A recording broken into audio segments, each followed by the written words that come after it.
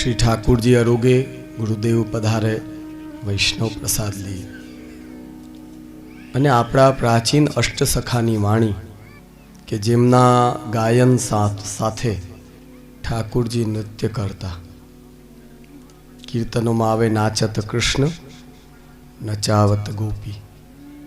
કવિ, શાયર, લેખક એ પ્રાચીન સમયમાં પણ થયા, હમણાં પણ થાય છે અને આગળ થશે. પણ આપણે કયા કીર્તનોને અપનાવવા જોઈએ કે જે અનુભવ કરેલા હોય. જોજો અનુભવ બહુ કામ કરે છે. એક નાનો બાળક હોય ને એને પ્રસન્ન કરવાના, રાજી કરવાના દાદાથી લઈને છેટ ફૈબા સુધી બધા અલગ અલગ નુસ્ખા ઉપયોગ કરતા હોય અને એમને ખબર હોય કે ભાઈ આ પ્રયોગ કરો, આ બોલો એટલે રાજી થાય. જેમ કે દાખલા તરીકે મોબાઈલ, કાંઈ છાનો ન રહે તો મોબાઈલ આપી દો, છાનો રહે. જેમ લૌકિકમાં પણ અમુક અનુભવો આપણને શીખવાડે કે ભાઈ એ વસ્તુ કરો એટલે તે કાર્ય અવશ્ય થાય. એમ જ અલૌકિકમાં આપણા જે પ્રાચીન ભગવદ ભક્તોની વાણી છે એમાં એટલી તાકાત છે, એટલી શક્તિ છે.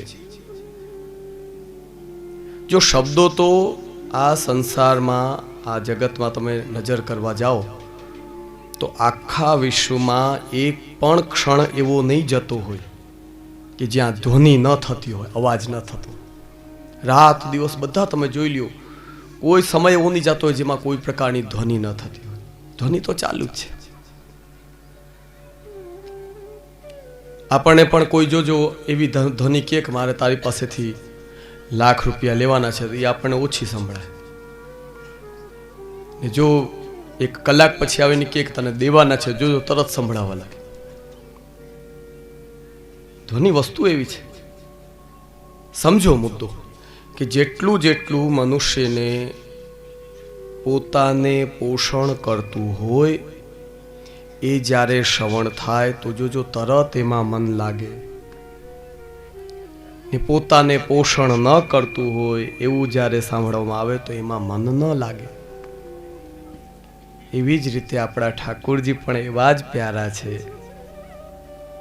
કે આપણા પ્રાચીન ભક્તો દ્વારા જેમને મનાવવામાં આવ્યા છે, રાજી કરવામાં આવ્યા છે, વાતચીત થઈ છે, એમને એમ નથી. આ બધા કીર્તનો કોઈ બેસીને કવિતા જેમ કોઈ લેખક લખે કે પત્રકારો છાપામાં લેખ લખે, એવી રીતે આ કીર્તનો નથી લખાણા. એ ભક્તો જ્યારે એક તાન થઈ ગયા ઠાકોરજી સાથે, ત્યારે જેવા દર્શન થયા એ વર્ણન જે મુખથી નીકળ્યો એને આપણા પુષ્ટિ માર્ગની ભાષામાં કીર્તન કહેવાય છે. કીર્તન કોઈ સામાન્ય વસ્તુ નથી. તો કીર્તનોનું શ્રવણ, કીર્તનોનો આનંદ, એ આનંદ જ એવો છે કે જે આપણા પૂર્વના ભક્તોએ લીધો, આજ સુધી આપણે ઉઠાવી રહ્યા છીએ. પણ તેના સાંભળવા વાળા 3 પ્રકારના હોય. તો હમણાં આ મંડપમાં 3 પ્રકારના સાંભળવા વાળા બેઠા છે, જેને શ્રોતા કહેવાય. એક જેનું વર્ણન થઈ રહ્યું છે એના સ્વરૂપમાં, એના ગુણમાં, એના નામમાં જેને પ્રીતિ છે.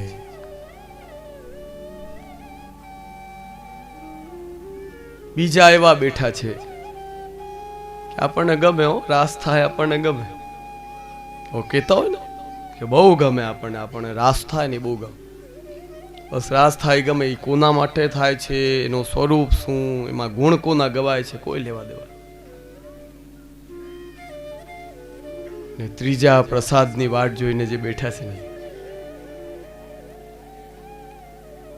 એટલે કીર્તનથી એ મતલબ નથી, ગમતું એ બહુ નથી, સગા અને વહાલા છે, બેસવું પડે એટલે બેઠા છે, પ્રસાદ લીધું એટલે પાછા ઘરે. તો જેવો પાત્ર હોય, પાણા ઉપર જો પાણી પડે તો મોલ ન ઉગે. બંજર જમીન ઉપર તમે 10 ઇંચ વરસાદ કરી દો, ઉગશે નહીં. ખેડેલી વાવેલી એ જમીન ઉપર ભલે 2 ઇંચ જો વ્યવસ્થિત પડી જાય, તરત તમને 15 દિવસની અંદર 20 દિવસની અંદર તરત અંકુર ફૂટતું દેખાય. ભક્તિ તત્વ પણ એવું જ છે. જે જેવી રીતે ભજે, ભગવાન પણ તેની સાથે તેવી રીતે જ વ્યવહાર કરે છે. શ્રીમદ ભગવદ્ ગીતામાં ભગવાને સ્પષ્ટ અર્જુનને આજ્ઞા કરી છે, સમોહમ સર્વભૂતેષુ ન મે દ્વેષ્યોસ્તિ ન પ્રિયઃ યે ભજન્તિ તુ મામ ભક્ત્યા મયિ તે તેષુ ચાપ્યહમ. હે અર્જુન, એક વાત પાકી માનજે, આ સામે કૌરવ ઊભા છે તો એ મારા દુશ્મન છે એવું તું નહીં માન. પ્રથમ દ્રષ્ટિએ તો મારી દ્રષ્ટિ બિલકુલ સમાન છે. સમોહમ સર્વભૂતેષુ, સર્વ પ્રાણી માત્ર, ન મે દ્વેષ્ય અસ્તિ ન પ્રિય અસ્તિ. આ મારો દુશ્મન ને આ મારો પ્રિય નહીં. પણ એક વાત તો છે કે યે ભજન્તિ તુ મામ ભક્ત્યા, જે મને પ્રેમ કરશે, મયિ તે, એ લોકો મને પ્રેમ કરે છે, તેષુ ચ અપી અહમ, અને એને હું પ્રેમ કરું છું. પ્રિયજનો, ભક્તિ નામનો તત્વ આપણા શાસ્ત્રમાં એટલો મજબૂત બતાવ્યો છે. એ જેના જીવનમાં નથી, પ્રેમ વિનાનો છે, એ ભલે 60 નહીં 100 વર્ષની ઉંમર લઈને આવ્યો હોય ને, પ્રેમ વિનાનો છે, બેકાર છે, કાંઈ કામનો નથી. આપણા પ્રેમ જરૂરી છે. જો એ જ પ્રેમ ભગવાનથી ચાલુ થાય, ગુરુમાં થાય, ધીરે ધીરે મનુષ્ય માત્રમાં થઈ જાય, કોઈના તરફ આપણને ખરાબ ભાવના ના. શ્રી મહાપ્રભુજી આપણને એ જ બતાડે છે. જેમના માટે બધા સમાન છે એવા પ્રભુની સેવા કરો, એમનું નામ લ્યો. નામ લેતા લેતા લેતા ધીમે ધીમે એટલા પ્રેમમાં ડૂબી જાઓ કે એમને પ્રેમ, એમના ભક્તો માત્રમાં ક્યારે પણ વેર ભાવ, દુશ્મનીનો ભાવ એ ના આવે. આવો જ્યારે વ્યાપક પ્રેમ થઈ જાય ત્યારે આપણે પ્રભુને પ્રાપ્ત કરી શકીએ. બાકી હમણાં આપણે છે ને એ બધા પાણીમાં છબછબિયા વાળા છે, કોઈ ઉતર્યું નથી અંદર. બોલો, જે છે સ્પષ્ટ કહીએ છીએ. વૈશિષ્ટ્ય કેટલું છે કે જે સંસારના પ્રવાહને થોડોક એક બાજુ થઈ કાંઈક વ્રત ધારણ કરીને જે સેવા પધરાવે છે, મર્યાદ ગ્રહણ કરે છે. જો બધામાં મનુષ્ય માત્રમાં દોષ હોય, કાંઈ એ લોકો બધા એક ક્ષણમાં નિર્દોષ થઈ ગયા, મોઢામાં એક ક્ષણમાં નિર્દોષ થઈ ગયા એવું નહીં માનવું. એ પણ ધીમે ધીમે તમે જુઓ, તાપણું કરો ને ત્યારે તરત ઠંડ ન ઉડે. 15 મિનિટ બેસીને તાપો ને ત્યારે ઠંડ ઉડે, કાંઈ સીધી થોડી ઉડે. એમ જ એ લોકો પણ તાપણું કરીને બેઠા છે. હવે જેમ જેમ સેવા કરશે, ઠાકોરજી એમના દોષ દૂર કરશે, શ્રી મહાપ્રભુજી એમના દોષ દૂર કરશે. તો દોષથી તો જીવ ભરેલો છે, પણ કંઈક કરવું પડે. વૈષ્ણવો, ખાલી બેસવાથી કંઈ નથી થતું. એટલે સેવા કરો, ભગવદ નામ લ્યો. સેવા ન થાય તો ભગવદ નામ લ્યો. ભગવદ નામ એ ન થઈ શકે તો ખાલી કીર્તન બોલો. ગુજરાતીમાં આવડતા હોય ગુજરાતીમાં બોલો, ધોળપદ ગાઓ. પણ કંઈક કરશો તો પ્રભુને પ્રિય થશું તો આપણો જીવનકાલ એ ઉત્તમ વ્યતીત થશે. આજ શ્રી મહાપ્રભુજી વારંવાર ભાષ્ય, બ્રહ્મસૂત્ર, શ્રી સુબોધિનીજી, શ્રીમદ ભગવદ્ ગીતા, બધી જગ્યાએ એના પ્રમાણો આપીને મહાપ્રભુજી આપણને એ જ બતાડે છે. એટલે ભક્તિમય સેવામય જીવન વ્યતીત કરો, તેનાથી જ પુષ્ટિ માર્ગીય વૈષ્ણવનું કલ્યાણ છે. આજે અમે વધારે બહુ લાંબો પ્રવચન નહીં કરીએ. પાછલા 7 દિવસથી અમે ખાંસીથી હેરાન થઈ ગયા છીએ. માંડ આજ થોડોક લેવલ આવી છે તબિયત. તો મનોરથી પરિવારને આ સુંદર મનોરથ માટે ફાચરિયા ગામ ભાવવાળું પણ અહીંયા છે ને ઓલી જૂના સમયમાં નહીં તમારે ઓલી આંચ પેટાવી પડતી. હવે તો આ ગેસ આવી ગયા એટલે કેટલું સહેલું થઈ ગયું. અગ્નિદેવ તમારા વશમાં છે. તમે ચાહો કયો તો ચાલો હાજર થાઓ, અચ્છા ખટ કરો એટલે ગાયબ. પણ જૂના સમયમાં ઓલી ચીમની જેવી બનાવેલી રહેતી ગામડામાં. નવા છોકરાઓ કોઈ દી જોઈએ નહીં હોય. ની ચીમનીમાં અંદર ઓલું પેટાવી ને પછી આખું કરવું પડતું. ને ઘણી વાર ઓલી ફૂંકે મારીને ઓલું એ કરવું પડે. એવા આ ગામમાં ભાવ ખૂબ છે પણ માંડવા વાળું કોઈ નથી. આ ગામના જે સમર્થ વૈષ્ણવો હોય તેમણે એવો એક સંકલ્પ કરવો જોઈએ કે ભલે વરસમાં એકવાર નાનું આયોજન પણ કરશું, માંડશો તો થશે. માંડો જ નહીં, ઘણીવાર જો પતિઓ મોડા આવે બહારેથી વ્યાપારમાંથી ને કાંઈ ચઢાવ્યું ન હોય, એવો જીવ બળે ને અરે કાંઈક તો બનાવો, અમે ભૂખ્યા તરસ્યા બિચારા, માંડું જ ન હોય તો પછી ખવડાવે શું? તો માંડો તો કાંઈક થાય, નકર ન થાય.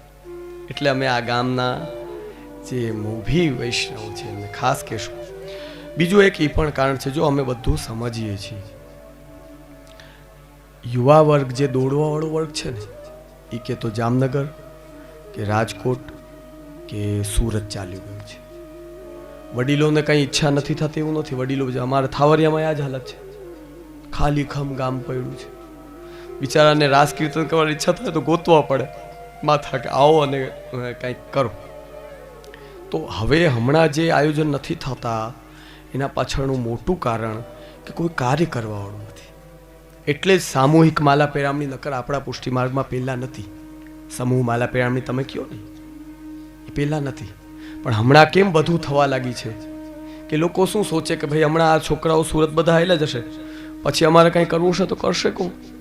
આસપાસથી ભેગા કરો બધાને. પણ એ સમૂહ માલા પેરામણીમાં મોટી ગલતી કોણ કરે છે ખબર છે? સમર્થ લોકો જોડાય છે ને એ મોટી ગલતી કરે છે. તમારે શું જોડાવાની જરૂર છે? તમે તમારા રૂપિયે કરો તમારા વડીલોનો માલા પેરામણી.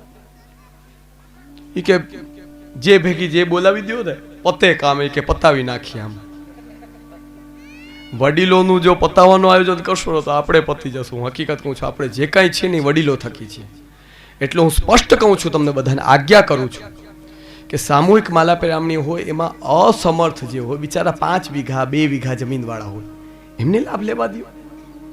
એકાદ જણો મોટો આગળ અગ્રેસર થાય પછી એમાં નાના જોડાઈ જાય. પણ બધા મોટા કૂદી પડે, નાના ઓછા હોય ને મોટા વધારે હોય. બોલો, તો મોટાઓની ફરજ છે કે એમણે સ્વ સામર્થ્યથી માલા પેરામણી મનોરથ કરવા જોઈએ.